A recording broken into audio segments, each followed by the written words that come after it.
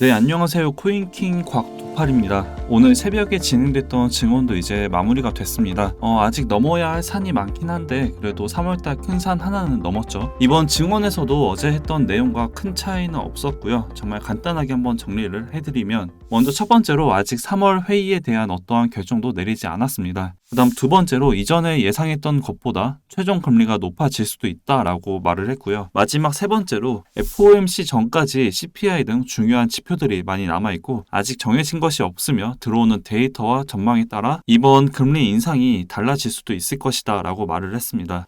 딱 이 정도로만 어제 증언을 요약할 수가 있는데, 다시 쉽게 말해 50bp 빅스텝 가능성에 힘이 더해지고 있고, 파월 의장은 최종 금리가 5.5% 이상 올라갈 가능성까지 열어뒀습니다. 이미 어제 다 나왔던 내용들이긴 하지만 앞으로 남아있는 고용 보고서 그리고 다음 주 CPI의 결과에 따라 이번 3월 FOMC 금리 인상의 방향성이 정해지기 때문에 다음 주 화요일까지 저는 계속해서 지금과 같은 하락 횡보하는 조정이 나와줄 거라고 보고 있고요. 이런 단기적인 관점은 하락으로 보고 있지만 이번 달 3월을 봤을 때 3월 초에 말씀드렸던 관점은 계속 똑같습니다. 3월 초 텔레그램 방에 공유를 해드린 것처럼 제가 틀리더라도 저는 이렇게 보고 있기 때문에 3월은 계속 상승의 관점으로 보고 있고요. 이때 말씀드린 것처럼 상승에 대한 관점은 21K를 깨지 않아야 됩니다. 오늘이 이제 9일인데 아직은 월 초 중반이기 때문에 월봉 기준으로 5일선과 캔들 사이에 갭이 벌어져 있어 이 갭을 채우는 조정이 나올 가능성 여전히 높습니다. 만약 저 5일선과 캔들 사이의 갭을 채운다면 21K까지 열려있고 좀 더 여유롭게 접근을 한다면 20K까지도 볼 수가 있습니다. 시간상으로도 차라리 이렇게 월 초 중반에 하락 조정이 나와주고 월 중 후반부터 아래꼬리를 말아 올리는 흐름이 나와주는 게 저는 가장 베스트라고 생각을 하고요. 단기적인 관점으론 그래서 지금 당장은 어떻게 될지가 오늘 같은 상황에서 가장 궁금하실 거라고 생각을 하는데, 비트 4시간봉 차트를 봤을 때 단기적인 관점으론 이 4시간봉 차트상 이평선들이 슬슬 역배열로 만들어지고 있는 모습입니다. 저 박스권 하단 21,347달러까지 저는 열려있다고 보고 있고, 만약 저 구간이 깨진다면 그 다음 매물대 구간은 2456달러 여기까지 열어둬야 합니다. 저는 이제 이 구간에 1차, 2차로 나눠서 받아볼 계획이고요. 이런 대응 같은 경우 영상으로 전달을 드리기엔 한계가 있습니다. 촬영을 하고 또 편집을 하고 업로드까지 최소 몇 시간이 걸리는데, 이 텔레그램 방에는 제가 계속 실시간으로 저의 관점과 여러분들에게 도움이 될 수 있는 정보들 전달해 드리고 있거든요. 매번 말씀을 드리지만 이 방을 들어오기 위해선 금전적인 걸 지불하지 않으셔도 되고 또 요구를 하지 않습니다. 그리고 또 어떤 조건이 있지도 않고요. 그냥 고정 댓글에 있는 링크 터치 또는 클릭하시면 진짜 10초면 들어올 수 있거든요. 들어오셔서 여러 가지 정보들 참고하시면 분명 많은 도움이 되지 않을까 싶고요. 이제 앞으로 남아있는 일정들을 한번 보면 아직 끝난 게 아닙니다. 앞으로 악재라고 할 수 있는 부분들을 한번 생각해 봤을 때, 먼저 첫 번째로 실버게이트 청산으로 인한 거래소 스테이블 코인 또는 유동성 급락이 있고요. 그 다음 두 번째로 오늘 내일 발표하는 미국의 고용 관련 지표들, 마지막 세 번째로 다음 주 화요일에 발표하는 미국의 CPI, 이렇게 세 가지를 저는 굉장히 중요하게 보고 있습니다. 여러분들도 마찬가지지 않을까 싶은데, 자, 우선 하나씩 한번 풀어서 제 생각을 말씀드려 볼게요. 먼저 첫 번째로 실버게이트 청산으로 인한 거래소 스테이블 코인 또는 유동성 급락에 대한 부분인데요. 오늘 오전 7시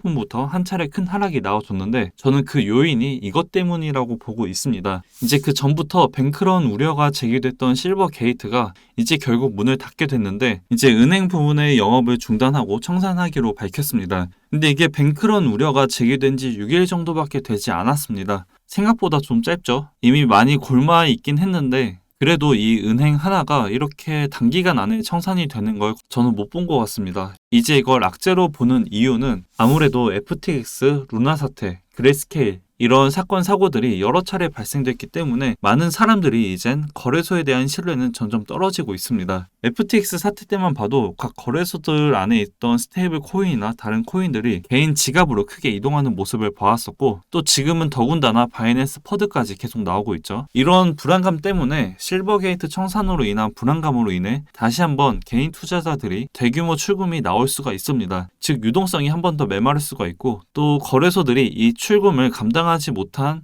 곳들 분명 나올 수도 있겠죠. 지금은 절대 좋은 상황이라고 볼 수가 없고요. 거래소들은 이미 실버 게이트와 연관되어 있지 않다고 손절을 때리긴 했는데 코인판 특성상 이것도 사실이 아닐 수도 있으니까 이제 100% 안심을 할 수는 없는 상황이지 않나 싶습니다. 결국 이런 패닉셀 또한 한 번 더 나올 수가 있다라고 저는 생각을 하고 있고요. 자, 그 다음 두 번째로 오늘 내일 발표하는 미국의 고용 관련 지표들인데요. 우선 이번 신규 실업수당 청구 건수 예측치는 195K로 이전 190K보다 높은 수치입니다. 195K보다 높게 나와야 그만큼 실업수당을 청구하는 사람들이 많다 이렇게 해석할 수가 있고, 그리고 내일 금요일 저녁에 발표하는 미국의 비농업 고용지수 예측치는 205K로 이전 517K보다 반이 줄었다고 예측을 하고 있는데, 이번 주에 발표된 미국의 구인이직 보고서 그리고 ADP 민간업 고용 보고서 이 두 지표들을 봤을 땐 솔직히 기대가 되진 않습니다. 이번에도 미국의 고용시장은 튼튼하다라는 걸 하나씩 보여주고 있고, 특히 오늘 증언에서도 아직 FOMC 금리 인상에 대한 부분은 정해진 게 하나도 없고 앞으로 발표되는 지표에 따라 결정된다고 여러 번 강조를 했기 때문에 이번 고용 관련 지표들이 발표되는 결과에 따라 기존보다 좀 더 큰 변동성을 보여주지 않을까 싶습니다. 쉽게 말해 실업수당 청구 건수는 예측치보다 높게 나와야 되고요. 비농업 고용 지수는 예측치보다 낮게 나와야 시장은 긍정적으로 받아들일 수 있습니다. 그게 아니라면 기존보다 더 큰 하락이 나올 가능성 굉장히 높다, 이렇게 생각을 하고 있고, 자, 이제 마지막으로 다음 주 화요일에 발표하는 미국의 CPI 일정인데요. 방금 말했던 것처럼 앞으로 발표되는 지표에 따라 이번 금리 인상 결정된다고 여러 번 강조를 했기 때문에 이 CPI 역시나 발표되는 수치 결과에 따라 기존보다 더 큰 변동성이 한 차례 나올 겁니다.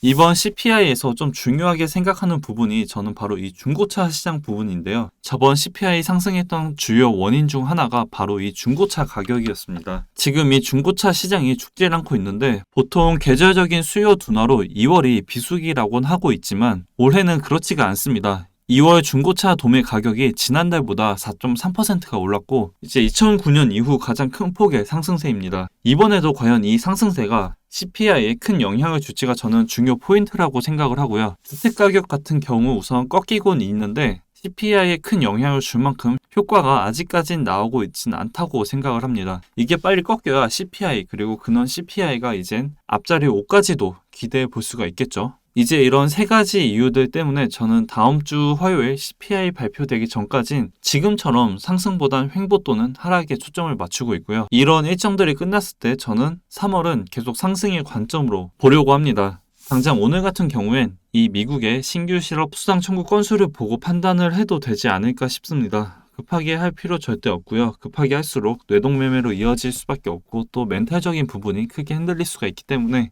좀 더 여유를 두고 지금 시장을 바라보는 게 좋지 않을까라고 생각을 합니다. 그리고 이제 이런 정보들은 이 텔레그램 방에 다 올려드리고 있으니까 영상 외적으로도 시간이 날 때마다 계속 제가 보는 관점, 상황, 정보들을 공유해드리고 있습니다. 편하게 고정 댓글에 있는 링크로 들어오셔서 제가 전달해 드리는 내용을 실시간으로 받아보신다면 분명 많은 도움이 되지 않을까 싶고요. 정말 뭐 돈을 받고 운영하는 게 아니라 여러분들에게 도움이 되길 위해 운영을 하는 거고, 이런 정보들 참고해서 뭐 같이 수익을 보면 좋잖아요. 좋은 게 좋은 거라고 생각을 합니다. 이제 제가 준비한 내용은 여기까지이고요. 도움이 되셨다면 구독, 좋아요, 댓글, 알림 설정 한 번씩 꼭 부탁드리고 저는 이제 다음 새로운 소식을 들고 다시 찾아뵙겠습니다.